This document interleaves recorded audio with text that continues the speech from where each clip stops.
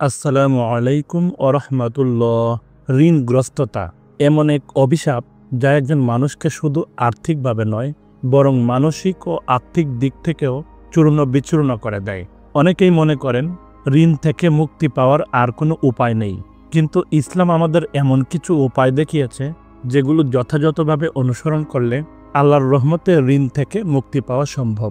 আজকের এই ভিডিওতে আমরা জানব ঋণ থেকে মুক্তির জন্য প্রিয় নবী হজরত মুহাম্মদ সাল্লাল্লাহু আলাইহি ওয়াসাল্লামের শেখানো দোয়া, কুরআন হাদিস ভিত্তিক আমল এবং কিছু বাস্তবিক পরামর্শ যা আপনার জীবনে আশার আলো এনে দিতে পারে ইনশাআল্লাহ। তো চলুন ভিডিওটি শুরু করা যাক। ইসলামে ঋণকে অত্যন্ত গুরুত্ব সহকারে দেখা হয়েছে, এমনকি কেউ যদি শহীদও হয় তবুও তার ঋণ মাফ হয় না। রাসূল সাল্লাল্লাহু আলাইহি ওয়াসাল্লাম বলেছেন, শহীদের সব গুনাহ মাফ হয়ে যায় কিন্তু ঋণ মাফ হয় না। সহিহ মুসলিম হাদিস নম্বর 1886। এমনকি তিনি ঋণগ্রস্ত ব্যক্তির জানাজা পড়াতে অস্বীকৃতি জানিয়েছেন যতক্ষণ না কেউ তার ঋণ পরিশোধের দায়িত্ব নেয়। এটা প্রমাণ করে যে ঋণ শুধু দুনিয়ার বোঝা নয়, আখেরাতেরও জবাবদিহির বিষয়। ইসলামে অপ্রয়োজনীয় ঋণ নেওয়া থেকে নিরুৎসাহিত করা হয়েছে। যারা বাধ্য হয়ে নেন এবং ফেরত দিতে ইচ্ছুক থাকেন, আল্লাহ তাআলা তাদের জন্য সাহায্য করেন।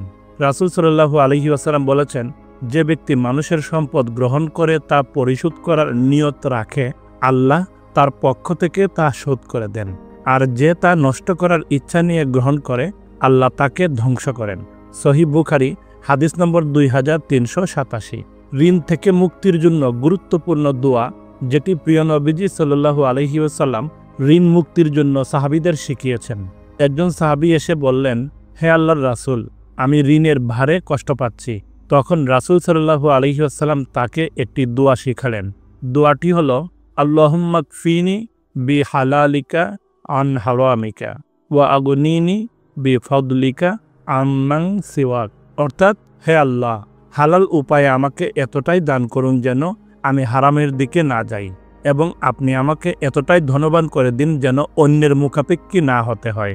তিরমিজি হাদিস নম্বর 3563। এই দোয়াটি প্রতিদিন সকালে ও রাতে পড়ুন। শুধু মুখে নয়, অন্তর দিয়ে বিশ্বাস করুন যে আল্লাহই একমাত্র মুক্তিদাতা। আরেকটি দোয়া যা ঋণ মুক্তিতে অত্যন্ত কার্যকর। একবার সাহাবী আবু উমামা রাদিয়াল্লাহু আনহু মসজিদে দুঃখ ভারাক্রান্ত হয়ে বসেছিলেন। রাসূল সাল্লাল্লাহু আলাইহি ওয়াসাল্লাম তাকে জিজ্ঞাসা করলেন, হে আবু উমামা, তুমি কেন এমন বসে আছো? তিনি বললেন, হে আল্লাহর রাসূল, ঋণ ও চিন্তায় আমি ডুবে আছি। তখন রাসূল সাল্লাল্লাহু আলাইহি ওয়াসাল্লাম বললেন, তুমি সকালে ও সন্ধ্যায় এই দোয়াটি পড়বে। আল্লাহুম্মা ইন্নী আউযু বিকা মিনাল হাম্মি ওয়াল হাযান ওয়া আউযু বিকা মিনাল আজজি ওয়াল কাসাল ওয়া আউযু বিকা মিনাল জুবনি ওয়াল বুখল ওয়া আউযু বিকা মিন গলাবাতিদ দাইনি ওয়া কাহরির রিজাল। অর্থাৎ, হে আল্লাহ, আমি আপনার কাছে আশ্রয় চাই দুঃখ ও দুশ্চিন্তা থেকে, অপারগতা ও অলসতা থেকে, কাপুরুষতা ও কৃপণতা থেকে, ঋণের ভার ও মানুষের জুলুম থেকে। আবু দাউদ হাদিস নম্বর 1541। এই দোয়াটি দিন ও রাতে 3 থেকে 5 বার করে পড়লে ইনশাআল্লাহ ঋণ মুক্তির পথ সহজ হয়ে যাবে। পবিত্র কোরআনে বলা হয়েছে, যে ব্যক্তি আল্লাহকে ভয় করে, আল্লাহ তাআলা তার জন্য উদ্ধার হওয়ার পথ খুলে দেন এবং তাকে এমন জায়গা থেকে রিজিক দেন যেখান থেকে সে কল্পনাও করতে পারে না। সূরা তালাক আয়াত 2 থেকে 3।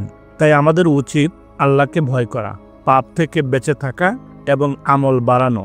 তাহলেই আল্লাহ আমাদের জন্য রিজিক ও ঋণ মুক্তির পথ খুলে দিবেন। ঋণ থেকে মুক্তির এবং রিজিক বৃদ্ধির জন্য আমরা নিয়মিত কিছু আমল করতে পারি। নাম্বার 1, দৈনিক 5 ওয়াক্ত সালাত আদায় করা। 5 ওয়াক্ত সালাত ঋণ থেকে মুক্তির একটি ভিত্তি। নাম্বার 2, বেশি বেশি ইস্তেগফার করা।